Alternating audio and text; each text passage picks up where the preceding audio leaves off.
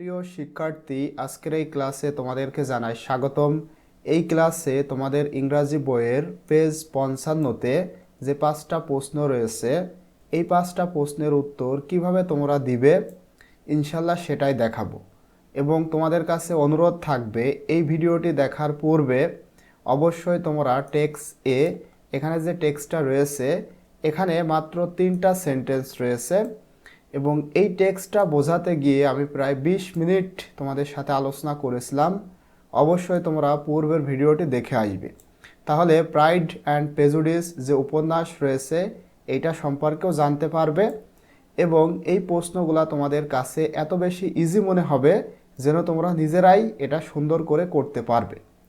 তারপরেও আমি তোমাদের সাথে এখন এই 5টা প্রশ্নের উত্তর শেয়ার করব এবং এই প্রশ্নগুলোর উত্তর আমি এখানে অলরেডি লিখে রেখেছি বাংলা অর্থ সহ, যেন তোমরা খুব সহজেই বুঝতে পারো। সুতরাং ভিডিওটি শুরু করার পূর্বে তোমাদের কাছে অনুরোধ থাকবে, তোমরা এখনও যারা আমার চ্যানেলটি সাবস্ক্রাইব করোনি, please subscribe my channel and stay connected.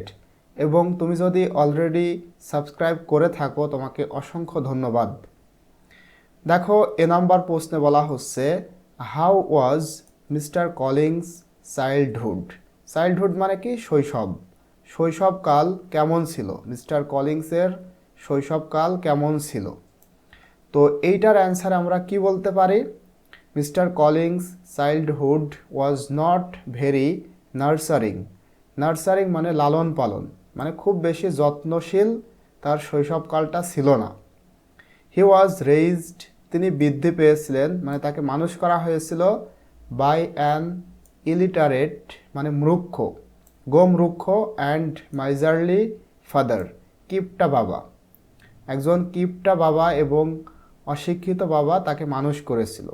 Which limited his exposure, exposure মানে প্রকাশ পাওয়া। হুইচ লিমিটেড যেটার ফলে তার সীমিত হয়েছিল, লিমিট করে দেওয়া হয়েছিল his exposure two education and society, মানে তার বাবাই যে এভাবে তাকে মানুষ করে এই কারণে তার প্রকাশটা কম ঘটে। টু এডুকেশন শিক্ষার ক্ষেত্রে, অ্যান্ড সোসাইটি এবং সমাজের ক্ষেত্রে। এইটা যদি তোমাদের, আমি এখানে দেখো প্রতিটা প্রশ্নের উত্তর 2টা করে দিয়েছি, কারণ এখানে মানে তোমাদের টেক্সট অনুযায়ী প্রথম প্রশ্নটা টেক্সট অনুযায়ী এবং পরেরটা নিজের মতো করে। এখান থেকে তোমরা যেটা ইচ্ছা তোমরা সেটাই লিখতে পারো। তোমরা চাইলে তোমাদের টেক্সট অনুসারে লিখতে পারো অথবা তোমাদের মতো করেও খুব সিম্পলি তোমরা লিখতে পারো। যেমন দেখো, Mr Collins did not have a great childhood. Mr কলিংসের শৈশবকালটা গ্রেট ছিল না, বিকজ কারণ হিজ ড্যাড মানে তার বাবা did not teach him much, তাকে খুব বেশি শিক্ষা দেয়নি। অর অথবা take him out to meet people, এমনকি মানুষের সাথে তার সাক্ষাৎও করতে দেয়নি। আমরা কিন্তু টেক্সে এটা দেখেছিলাম এবং উত্তরগুলোর পাশে বাংলাটা দেওয়া রয়েছে, তোমরা চাইলে এটাও একটু দেখে নিতে পারো। পরবর্তী প্রশ্নে বলা হচ্ছে, how did mister Collins father influence him. Influence মানে প্রভাব। মিস্টার কলিংসের বাবা কিভাবে তাকে প্রভাবিত করে? তো এই প্রশ্নের উত্তরে আমরা কি বলতে পারি? আমরা বলতে পারি Mr Collins father influenced him by instilling great humility. Great humility মানে নম্র ভদ্র, অফ ম্যানার মানে আচার আচরণের দিক থেকে তার বাবা তাকে একেবারে ভদ্র করে তোলে। বিখ্যাত নম্র ভদ্র এই শিক্ষাটা তার বাবা তাকে দেয়। ডিউ টু দ্য সাবজেকশন, যখন তার বাবা তার নিজের বশে তাকে রাখে তখন।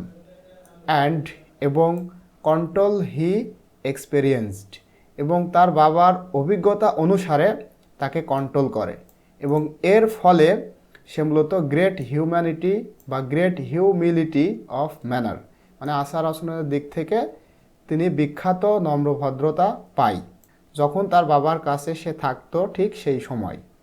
হাউ এভার, যাই হোক, দিস ওয়াজ লেটার, পরবর্তীতে এইটা, লেটার মানে পরবর্তী, পরবর্তীতে তার এই যে মানে হিউমিলিটি, পরবর্তীতে এটা কি হয়? ওভারশ্যাডোড মানে ছেয়ে যায় বাই সেলফ কনসিট, আত্ম অহংকারের দ্বারা, due to his weak character or head, তার যে মানে খারাপ চিন্তা ভাবনা বা নিম্ন চিন্তা ভাবনা, দুর্বল চিন্তা ভাবনা, এটার জন্য, অ্যান্ড আইসোলেটেড লিভিং কন্ডিশনস, এবং সে যে একা একা থাকতো, একা একা বসবাস করত, এইটার কারণে তার পুরো মানে পরবর্তী জীবনটা একেবারে কি হয়ে যায়, আত্ম অহংকার দ্বারা ছেয়ে যায়।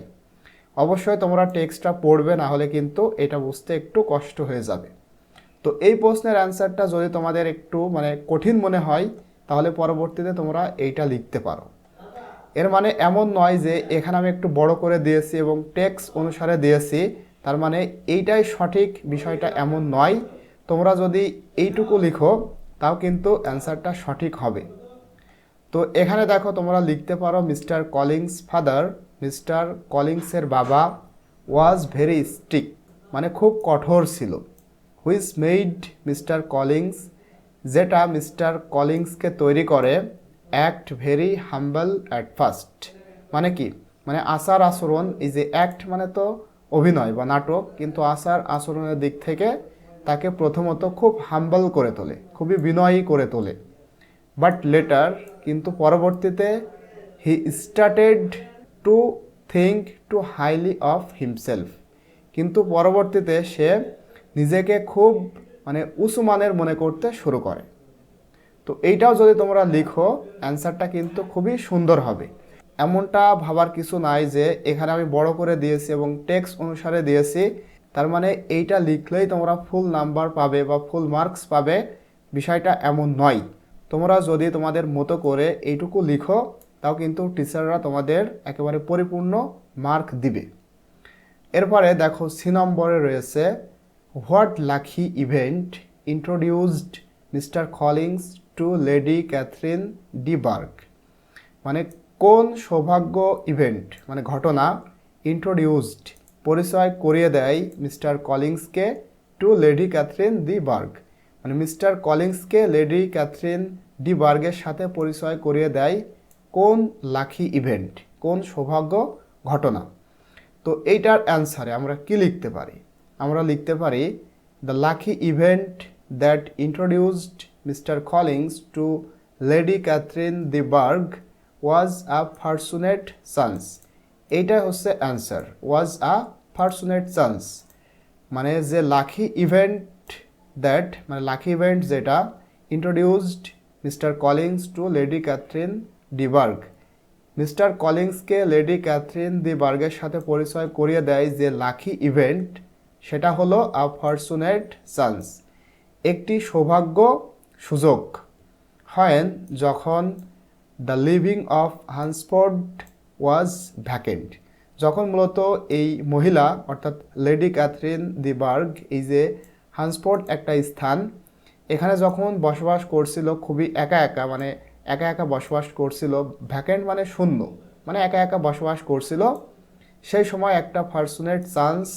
এই মিস্টার কলিংস পান, অ্যান্ড এবং হি ওয়াজ রিকমেন্ডেড, এবং তাকে পরামর্শ দেওয়া হয় টু হার, তার কাছে যেতে, মানে মিস্টার কলিংসকে তার কাছে যেতে পরামর্শ দেওয়া হয়, leading to her becoming his patroness, এবং পরবর্তীতে এই জিনিসটা লিডিং তার কাছে, মানে যখন তিনি যান, মানে মিস্টার কলিংস যখন এই মহিলার কাছে যায়, তখন সে তার পৃষ্ঠপোষক হন, প্যাট্রোনেস মানে পৃষ্ঠপোষক। এইটা বোঝার জন্য অবশ্যই তোমরা টেক্সটটি দেখবে। তো এইটা আমি লিখেছি একেবারে টেক্সট অনুসারে, তোমরা যদি তোমাদের নিজের মতো করে লিখতে চাও তখন এভাবে লিখবে, mister Collins got lucky when he was suggested to Lady Catherine de Bourgh, না লিখলে হবে, মানে মূলত মেইন ক্যারেক্টার নামটা হচ্ছে ক্যাথরিন, আর লেডি মানে ভদ্র মহিলা, এই ক্যাথরিনটা খুবই ভদ্র, এজন্য এটার পূর্বে লেডি ব্যবহার করা হয়েছে। মিস্টার কলিংস গট লাকি, তিনি সৌভাগ্য হয় যখন হি ওয়াজ সাজেস্টেড, মানে তাকে যখন পরামর্শ দেওয়া হয়, to Lady Catherine for a job, মানে লেডি ক্যাথরিনের কাছে তাকে একটা চাকরির পরামর্শ দেওয়া হয়, অ্যাট হান্সফোর্ড, এই যে এই স্থানে, অ্যান্ড শি অ্যাগ্রিড, এবং তখন এই মহিলা রাজি হয়। তো তো এর ফলে মূলত তার একটা লাকি ইভেন্ট ঘটেছিল। চাকরিটা কি অবশ্যই তোমরা জানো, একটা চার্চের পাদ্রী হিসেবে তাকে দায়িত্ব দেওয়া হয়। তো এইটাও তোমরা লিখতে পারো। এরপরে দেখো ডি নম্বর প্রশ্নে বলা হচ্ছে, প্রশ্নটা একটু সুন্দর করে বুঝতে হবে, প্রশ্নটা তোমরা অবশ্যই সুন্দর করে বুঝবে। দেখো তোমরা এভাবে পড়বে, what does about Mr Collins, Mr কলিংসের সম্পর্কে কি, টেল আস সেটা বলো। এখন কোনটার কথা বলতে বলা হচ্ছে, দেখো এখানে ইনভার্টেড কমার মধ্যে বলা হচ্ছে। প্রশ্ন যদি বুঝতে পারো তাইলে কিন্তু তোমাদের 50% প্রশ্নের অ্যান্সার হয়ে যায়। এজন্য আগে প্রথমত তোমাদের প্রশ্নটা খুব সুন্দর করে বুঝতে হবে। What does about Mr Collins, Mr কলিংসের সম্পর্কে টেল আস আমাদেরকে বলো। কি সম্পর্কে? A mix of pride and humbleness. Pride মানে কি? গর্ব বা অহংকার, আর হাম্বলনেস মানে বিনয়ী। গর্ব বা অহংকার এবং বিনয়ী এটার যে মিশ্রণ, সেলফ ইম্পর্টেন্স মানে নিজেকে গুরুত্বপূর্ণ মনে করা, অ্যান্ড ওবিডেন্স, ওবিডেন্স মানে কি? আনুগত্য বা বাধ্যতামূলক, এইটা মনে করা, এইটার যে মিশ্রণ সেটা সম্পর্কে আমাদেরকে টেল আস বলো। এইটার উত্তরে আমরা কিভাবে অ্যান্সার করতে পারি? দেখো, the phrase a mix of pride and humbleness, self importance and obedience, এই যে ফ্রেজ, এটাকে আমি ফ্রেজ বলতেছি। এই ফ্রেজটা রিফ্লেক্টস প্রতিফলিত করে মিস্টার কলিংস কমপ্লেক্স পার্সোনালিটি, মানে মিস্টার কলিংসের কমপ্লেক্স পার্সোনালিটিকে রিফ্লেক্ট করে, মানে প্রতিফলিত করে। কমপ্লেক্স মানে জটিল, পার্সোনালিটি মানে ব্যক্তিত্ব, জটিল ব্যক্তিত্বকে প্রতিফলিত করে। He is at once proud of his position, একদা সে তার যে পজিশন, এই পজিশন নিয়ে প্রাউড করে, প্রাউড ফিল করে, মানে গর্ব করে। অ্যান্ড অবসেকুয়াস, অবসেকুয়াস মানে অস্পষ্ট, কিন্তু এখানে যেটা বোঝানো হয়েছে কৃতদাস তুল্য, মানে নিজের থেকে কাউকে ছোট মনে করা। Obsequious towards those of higher status, তার যে হায়ার স্ট্যাটাস এটার কারণে তিনি মূলত মানে অন্যদেরকে কৃতদাস তুল্য মনে করেন। ডেমনস্ট্রেটিং, এবং এটার ফলে প্রদর্শিত হয় both self importance and humility, এটার ফলে মূলত সেলফ ইম্পর্টেন্স, তার নিজেকে গুরুত্বপূর্ণ এবং নম্র ভদ্র, এই জিনিসটা প্রদর্শিত হয়। ডেমনস্ট্রেটিং মানে প্রদর্শিত হওয়া বা দেখানো। তো এইটা আমি টেক্সট অনুসারে লিখেছি এবং তোমাদের জন্য খুব ছোট করে এবং সুন্দর করে যেভাবে লিখেছি সেটা হলো, mister Collins is a mix of feelings important and acting too respectful, which means sometimes he thinks she is better than others. Mr. Collins is a mix of feelings important, feeling important. আচ্ছা, mister calling হচ্ছে গুরুত্বপূর্ণ অনুভূতির মিশ্রণ, and এবং acting, তার যে ব্যবহার, two respectful এটা অত্যন্ত মানে বেশি সম্মানজনক। হুইচ মিন্স যেটার অর্থ সামটাইমস মাঝে মাঝে, হি থিংস সে চিন্তা করে বা ভাবে, he is better than others সে অন্য থেকেও মানে অন্যদের থেকে সে বেটার, একটু ভালো, একটু বলতে অনেক ভালো, এটা সে প্রায় সময়ই চিন্তা করে। But also tries to please people above him, এবং অ্যাবভ হিম তার উপরে, অর্থাৎ তার উপরে যে সমস্ত মানুষগুলো রয়েছে তাদেরকে সে কী করে, চেষ্টা করে প্লিজ আনন্দ দেওয়ার জন্য, বা তাদেরকে একটু খুশি করার চেষ্টা করে। কিভাবে? একটু সুন্দর সুন্দর কথা বলে, মিষ্টি মিষ্টি কথা বলে। তার মানে সে নিজেকে খুবই ইম্পর্টেন্ট মনে করে, তার উপরের মানুষকেও সে কথার দ্বারা আনন্দিত করতে চায়। তো এইটাও তোমরা লিখতে পারো। এরপরে দেখো ই নম্বরে বলা হচ্ছে, what ideas about society might the author be expressing through mister Collins, মানে কি, মানে লেখিকা, মানে প্রাইড অ্যান্ড প্রেজুডিস যে নোভেল, এই নোভেলের যিনি লেখিকা তিনি মূলত হোয়াট আইডিয়াস কোন ধারণা, অ্যাবাউট সোসাইটি সমাজ সম্পর্কে, মাইট দ্য অথর বি এক্সপ্রেসিং তিনি প্রকাশ করতে চাচ্ছেন, থ্রু মিস্টার কলিংস, এই মিস্টার কলিংস যে ক্যারেক্টার এটার মধ্যে দিয়ে বা এটার মাধ্যমে সমাজের কোন ধারণাকে তিনি প্রকাশ করতে চাচ্ছেন। তো এটার অ্যান্সার আমরা কি লিখতে পারি? আমরা লিখতে পারি থ্রু মিস্টার কলিংস, মানে মিস্টার কলিংসের মাধ্যমে জেন অস্টেন এই যে প্রাইড অ্যান্ড প্রেজুডিস এটার লেখিকা might be expressing ideas about the rigid class structures of society. রিগিড মানে কি বলতো? রিগিড মানে কঠোর, কঠোর ক্লাস স্ট্রাকচারস অফ সোসাইটি, সমাজের কঠোর শ্রেণী কাঠামো সম্পর্কে তিনি এক্সপ্রেস করতে চাচ্ছেন এই কলিংসের দ্বারা। অ্যান্ড এবং how they affect individuals behaviour, এবং কিভাবে এই জিনিসটা প্রত্যেকের মানে ব্যক্তির ব্যবহারকে প্রভাবিত করে, অ্যান্ড সেলফ পারসেপশন এবং আত্মবোধকে কিভাবে প্রভাবিত করে এটাও তিনি দেখাতে চাচ্ছেন। Mister Collins is a product of his environment, এবং তিনি দেখাতে চাচ্ছেন যে মিস্টার কলিংস তার যে পরিবেশ, এই পরিবেশের একটি প্রোডাক্ট। কিভাবে? এখানে মানে যখন তিনি তার বাবার আন্ডারে ছিল তখন কিন্তু সে নিজেকে ছোট মনে করত, কিন্তু যখন সে নিজের মতো থাকতে শুরু করলো, মানে একটা স্বাধীনতা পেল এবং একটা জব পেল, তখন সে আস্তে আস্তে নিজেকে এক প্রকার দামি মানুষের সাথে তুলনা করতে লাগলো। ইভেন সে সমাজের অন্য মানুষের থেকেও বেটার পজিশন ধরে রাখলো, এটা তার ধারণা।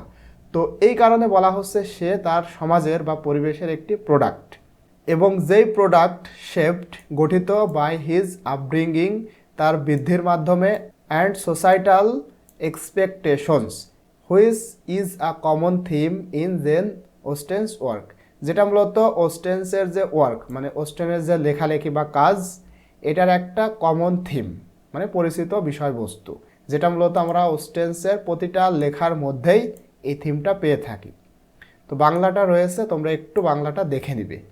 তো এইটা যদি তোমরা তোমাদের মতো করে খুব সিম্পলি লিখতে চাও তাহলে দেখো এটা একটু, অথর্স ভিউ অফ সোসাইটি মানে লেখিকার সমাজ সম্পর্কে যে দৃষ্টিভঙ্গি।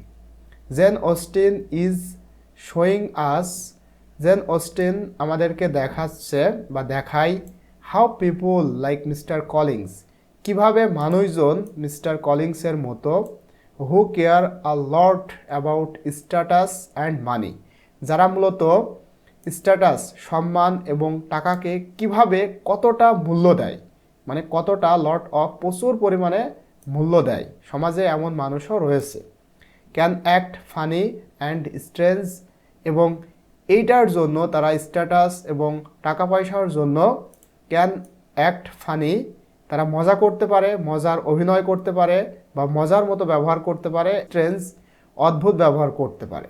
Because of the way society is set up, কারণ ওই সময়ে সমাজটা মূলত এভাবেই সেট আপ করা হয়েছিল বা সেট আপ ছিল। এই কারণে মূলত তিনি এই যে মিস্টার কলিংসের মাধ্যমে সেই সময়ের সমাজকে তুলে ধরেছেন। তো এখানে তোমরা ভাবতে পারো ফানি, স্ট্রেঞ্জ, এটা আমি কোথা থেকে পেলাম? কারণ এই নোভেলটা সম্পর্কে আমি সব কিছুই জানি, যার কারণে আমি এভাবে লিখতে পেরেছি। তো তোমরাও আশা করছি পূর্বের ভিডিওটা দেখবে, তাহলে নোভেলটা সম্পর্কে একটু ধারণা পাবে। তো আজকের ভিডিওটি এই পর্যন্তই। ইনশাল্লাহ পরবর্তী ভিডিও তোমাদের সাথে 4.3.4 নিয়ে আলোচনা করব।